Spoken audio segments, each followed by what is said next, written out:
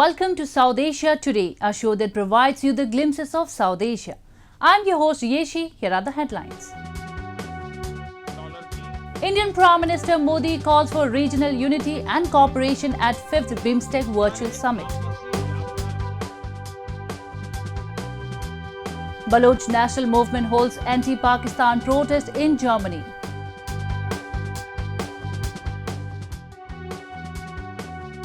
And Varanasi's Pashupatinath Mahadev Temple becomes symbol of India-Nepal unity. Let's begin the show.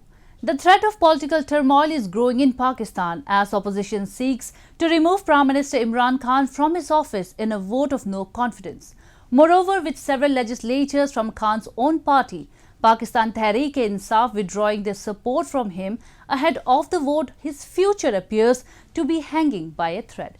The opposition had already started stepping up pressure on Khan to resign, but he has rejected calls to quit ahead of vote to oust him. We have a report. In his address to the nation ahead of the no-confidence motion against his PTI government, Pakistan Prime Minister Imran Khan indicated that he will not resign. He also accused an unnamed Western country of backing moves to oust him as he had visited Moscow recently for talks with President Vladimir Putin. Not ready to accept defeat, Khan said that he will not let the conspiracy succeed and whatever will be the result of vote, he will come ahead with more strength. मुझे लोगों ने किसी ने कहा जी वो इमरान खान आप resign कर दें, मैं रिज़ाइन कर दूं। मैं जो मेरे साथ क्रिकेट खेलते थे वो सारी दुनिया 20 साल जो मैं खेली है, आखिरी गेंद तक मैं मुकाबला करता हूँ। मैं कभी हार ज़िंदगी में नहीं मानी। मैं तो वोट का जो भी रिज़ल्ट हो जाए आप देखेंगे कि मैं तो उसके बाद और ज़्यादा तकड़ा होकर सामने आऊँगा, जो भी रिज़ल्ट हो। ये ना लोगों ने आपको माफ़ करना है, ना लोगों ने आपको भूलना है, ना आपकी इस बात को माफ़ करना है, भूलना है, ना जो लोग आपको हैंडल कर रहे हैं ना उनको माफ़ करना है और भूलना है लोगों ने। ये हमेशा के लिए लोग याद रखेंगे कि आपने अपने मुल्क का सौदा किया, एक बैरून मुल्क साजिश जो यहाँ लोगों के साथ मिल के एक वो गवर्नमेंट जिसकी आज़ाद फॉरेन पॉलिसी थी उसको गिराने की कोशिश की गई। The vote has become increasingly difficult for Imran Khan since he lost his majority in parliament when his main ally MQ and Muttahida Qawmi movement quit his coalition and joined the opposition. It could see the former cricket star ousted and the return of political uncertainty. Earlier on Thursday, opposition parties called on him to resign ahead of the parliamentary vote. Though the vote against Khan was set to begin on Thursday, but the Speaker of the Assembly, a member of Khan's party, immediately adjourned the session to Sunday. Many locals have expressed their faith on Khan. They said whether he win or lose, he has won their heart. Khan साहब अदम एतमाद की तहरीक जीते हैं या हार हैं, मगर खान साहब ने अवाम के दिल जीत लिए हैं। अवाम खान साहब के साथ खड़ी हुई है। आज जो सारे इस मुल्क के जो करता धरता थे 30 साल से 35 साल से जिनकी आगे पीछे हुकूमतें आती रहीं, वो सब एक तरफ हो गए। आज की तकरीर में तो खान साहब ने सिर्फ जो है ना वो ये बताने की कोशिश की है कि वो किन हालात से गुजर रहे हैं, किन मसाइल का वो शिकार है। लेकिन अब खान साहब के अकेले के हालात जो है ना पूरी कौम सुनने को तैयार इसलिए नहीं है कि कौम की हालत को खान साहब नहीं देख रहे। The no confidence motion was submitted by the opposition parties on March 8. The opposition is confident that its motion would be carried as some allies of PTI have come out in the open against Imran Khan. Moving on. The 5th edition of Bay of Bengal Initiative for Multi-Sectoral Technical and Economic Cooperation BIMSTEC Summit was recently hosted virtually by island nation Sri Lanka. All the 7 members of BIMSTEC were present in the virtual meeting, which focused at the prevailing issues in member countries which need to be addressed. The regional grouping adopted a charter to expand its overall cooperation and firmed up a master plan for transport connectivity. Indian Prime Minister Narendra Modi at the virtual summit called for regional unity and cooperation. 5th Summit of BIMSTEC, the Bay of Bengal Initiative for Multi-Sectoral Technical and Economic Cooperation, was held virtually this week. With the theme towards a resilient region, prosperous economies and healthy people, Sri Lanka chaired this year's summit. All 7 members of the grouping discussed expanding cooperation among themselves and firmed up a master plan for transport connectivity. While addressing the summit, Indian Prime Minister Narendra Modi, chaired by Sri Lanka, said the region is facing challenges of health and economic security, due to which the need of the hour is unity and cooperation. Indian Prime Minister also said India would provide $1 million to the BIMSTEC Secretariat to increase its operational budget. Bharat सचिवालय के operational budget को बढ़ाने के लिए $1 million की वित्तीय सहायता देगा। एक्सेलेंसीज, हमारे आपसी व्यापार को बढ़ाने के लिए बिम्स्टेक एफटीए के प्रस्ताव पर शीघ्र प्रगति करना आवश्यक है। The grouping accounts for 22% of the global population and has a combined gross-domestic product of $2.5 trillion. PM Modi called upon fellow members to strive to transform Bay of Bengal into a bridge of connectivity, prosperity and security among the BIMSTEC member countries. पिछले कुछ सप्ताहों के Europe के developments ने अंतर्राष्ट्रीय व्यवस्था के स्थायित्व पर प्रश्न चिन्ह खड़ा हो गया है। इस संदर्भ में बिम्स्टेक क्षेत्रीय सहयोग को और सक्रिय बनाना महत्वपूर्ण हो गया है। हमारी क्षेत्रीय सुरक्षा को अधिक प्राथमिकता देना भी अनिवार्य हो गया है। एक्सेलेंसीज, आज हमारे बिम्स्टेक चार्टर को एडॉप्ट किया जा रहा है। एक संस्थागत आर्किटेक्चर की ओर हमारे प्रयासों के लिए एक महत्वपूर्ण कदम है। Meanwhile, Bhutan Prime Minister Dr. Lotte Tshering thanked PM Modi for providing COVID-19 vaccines to the nation. BIMSTEC is a regional grouping comprising India, Sri Lanka, Bangladesh, Myanmar, Thailand, Nepal and Bhutan that was established in 1997. Its members lie in the littoral and adjacent areas of the Bay of Bengal, constituting a contiguous regional unity. The grouping is also seen as a replacement of the SAARC, the South Asian Association for Regional Cooperation, a South Asian grouping that has largely been lying dormant for past several years. The day 27 March reminds Baloch people of losing their freedom and makes them realize about their national obligations which they need to fulfill to regain their freedom. Balochistan lost its independence on this day in 1948 after its forcibly annexation by Pakistan. Since then, enforced disappearances targeting students, activists, journalists and human rights defenders continue relentlessly in the province. Recently, while observing 27 March as a Black Day, Baloch National Movement organized an anti-Pakistan protest in Germany. A report. On March 27, 1948, Pakistan forcibly annexed the sovereign state of Balochistan. Since then, the Baloch have been observing March 27 as a Black Day in their history. Recently, the Baloch National Movement organized a protest in Germany to make the international community aware of Pakistani atrocities in Balochistan. Holding banners and placards, the protesters raised the flag of Balochistan.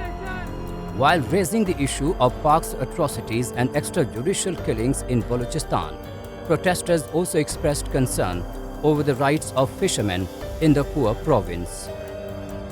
Local fishers are fearful as China is expanding Gwadr's fishing industry. Fishers in the region already face destitution due to dwindling catch. China wants to fish with bigger fish nets and want to kill all of the marine life in Balochistan. They don't only stop fishes, but they also stop all the people to do fishing. And also they are being oppressed because of their big ship breaking industry in Pakistan. In Gaddani, there is the biggest ship industry in the world, as third most ship breaking yard, it's called. Recently, Pakistan has not only accepted oil or fossils shipping, but also they have accepted so many atomic substances shipping. They break down these shipping in the Balochistan area. The 7 decades of slavery have seen the blood of thousands of Baloch people. Thousands of Baloch innocent civilians have been disappeared at the hands of Pakistani security forces. The cases of extrajudicial killings have got non-stop in the province. Though Balochistan is the biggest victim of Pakistan's army kill and dump policy, the story is similar for Sindh also. Minorities are at risk due to forced conversions in the region. Therefore, the issue of extrajudicial killings in Sindh was also raised in demonstrations. Forced conversion in Sindh to the minority people of the Hindu girls to the Islam, and extrajudicial killing about the Sindhi people and Baloch people. We want to appeal to the UNO and EU that stop these extrajudicial killing in Balochistan. Thousands of Balochs have been killed since 1948, and there have been ups and downs in the liberation struggle.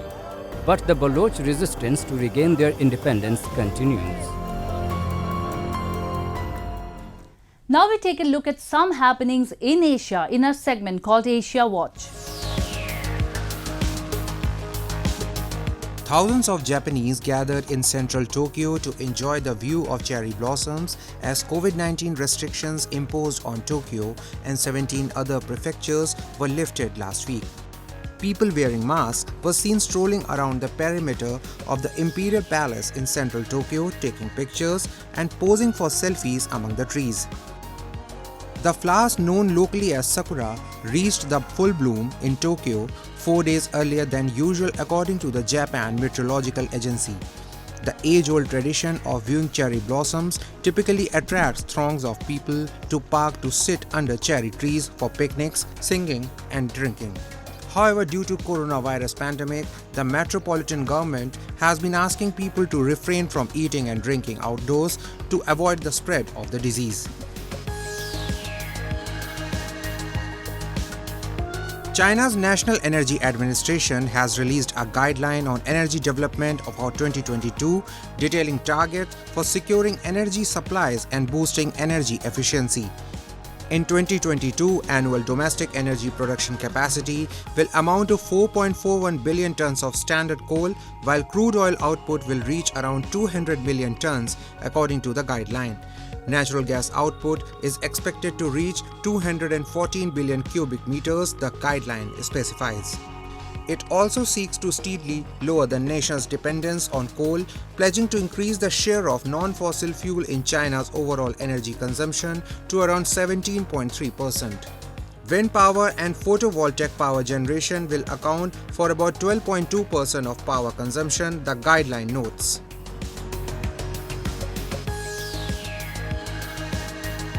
A combination of spiking gas prices globally and local government rebates have driven up consumer interest in Thailand for electric vehicles.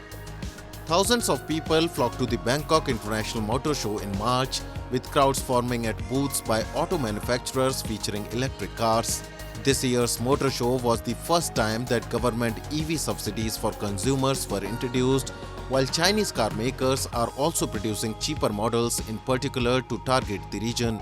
The government subsidy, combined with a reduction in value-added tax, could save customers up to $4,779 per unit. Domestic demand for EV is a crucial part of a larger government strategy to preserve its status as a major regional automaker. The government is targeting production of 725,000 electric vehicles a year, or 30% of output by 2030. Thailand is Asia's fourth largest auto assembly hub, and the industry contributes to about 10% of the economy and manufacturing jobs. The demand for EVs have been gaining momentum.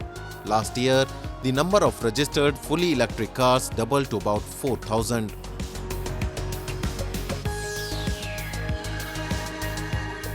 Traditional tunes for Iraq, Andalusia and beyond echoed through Mosul Old City over the past few days as audiences gathered to attend the Mosul International Music Festival.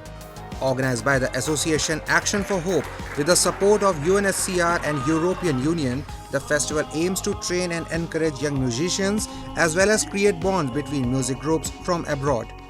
Over several months, 24 local musicians received training in Mosul and founded 4 different music groups. They performed at the festival alongside groups from France, Spain and Italy. The common point between these groups, Al Husseini said, was that they performed music considered traditional in their countries. The bands from Iraq played Syriac, Turkmen and other traditional tunes heard during weddings and other popular celebrations. The objective was to revive these traditions and give them life again in Mosul, a city where the youth longed to play music but had limited opportunities to receive proper training, Hussein said. Mosul residents who attended the festival said they hoped the event would become an annual one and would revive the musical activities in their city that for years had been a theatre of armed violence and conflict.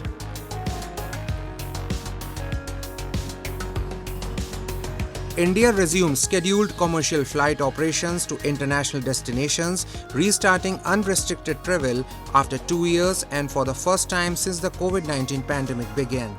As many as 60 airlines from 40 countries have been permitted to operate to and from India during the summer schedule, according to the Directorate General of Civil Aviation. India had suspended scheduled international passenger flights since March 23, 2020 as part of lockdown steps taken to prevent the spreading of the COVID-19 pandemic. Moving on, Kashi Vishwanath corridor in Varanasi has benefited several religious spots in the holy city, including Sri Samrajeshwar Pashupatinath Temple, which is also known as Nepali Temple. Hundreds of devotees visit the temple every day and offer prayers. Sri Samrajeshwar Pashupatinath Temple is helping in bringing both the neighbouring countries, India and Nepal, closer, which share a unique relationship characterized by deep-rooted people-to-people contacts of kinship and culture. Take a look. Sri Samrajeshwar Pashupatinath Temple in the holy city of Varanasi, which stood as a symbol of India-Nepal unity, is attracting scores of tourists and pilgrims after the development of Kashi Vishwanath Temple. Varanasi is one of the oldest living cities in the world and is amongst the most important pilgrimages for Hindus. The massive corridor around the famous Kashi Vishwanath Temple, which opened last December, has given a boost to tourism in the holy city. Since the inauguration of the first phase of the Kashi Vishwanath project, devotees have begun to come in large numbers, and one no longer has to crane one's neck to see the famous temples. The project has benefited several religious spots, including the famous Sri Samrajeshwar Pashupatinath Mahadev Mandir. It is also known as the Nepali Mandir or Mini Khajuraho. Dedicated to Lord Shiva, this temple has great religious importance. Constructed in the 19th century AD by the King of Nepal, the temple is a replica of the Pashupatinath Temple in Kathmandu. Worship is being done on the daily basis and devotees visiting the temple feel joyous. The people from the Himalayan nation Nepal visit the temple regularly and they have great devotion for Kashi and its people. Nepali Pashupatinath मंदिर है और लोग जो नेपाल में पशुपतिनाथ मंदिर दर्शन करने जाते हैं तो यहाँ काशी ही नहीं पूरे हिंदुस्तान और नेपाल के लोग जब काशी आते हैं तो विश्वनाथ धाम दर्शन करते हैं तो यहाँ इसको नेपाली मंदिर के नाम से बोला जाता है काशी में। तो नेपाली पशुपतिनाथ मंदिर में अवश्य दर्शन करते हैं। यहाँ दर्शन करके लोग पुण्य प्राप्त करते हैं। अभी 3 बजे के बाद मंदिर खुलेगा तो यहाँ रेला लग जाएगा, लंबी लाइन यहाँ से लेकर के घाट तक लगती है। Nepali temple is a bond between two countries with similar cultures and religions. A major attraction among art enthusiasts, the temple stands with pride today. Same है, देखने में भी सेम है, बाहर से देखा है, अंदर तो नहीं गया है, बाहर से देखा है, सेम है, कोई फर्क नहीं है। The Kashi Vishwanath Temple corridor has made Varanasi a delightful place of interest for pilgrims across India and Nepal. Prime Minister Narendra Modi earlier had noted that the temple area was only 3,000 square feet, which has now enlarged to about 5 lakh square feet. Now 50,000 to 75,000 devotees can visit the temple and temple premises. The corridor, which combines history with the future, is helping in bringing both the neighboring countries closer, which share a unique relationship characterized by deep-rooted people-to-people contacts of kinship and culture. Notably, Nepalese Prime Minister Sher Bahadur Deuba will visit Varanasi during his official visit to India from April 1 to 3. It's time for me to wrap up today's episode. We will be back next week at the same time. This is Yeshi signing off on behalf of the entire production team of South Asia Today. Goodbye and take care.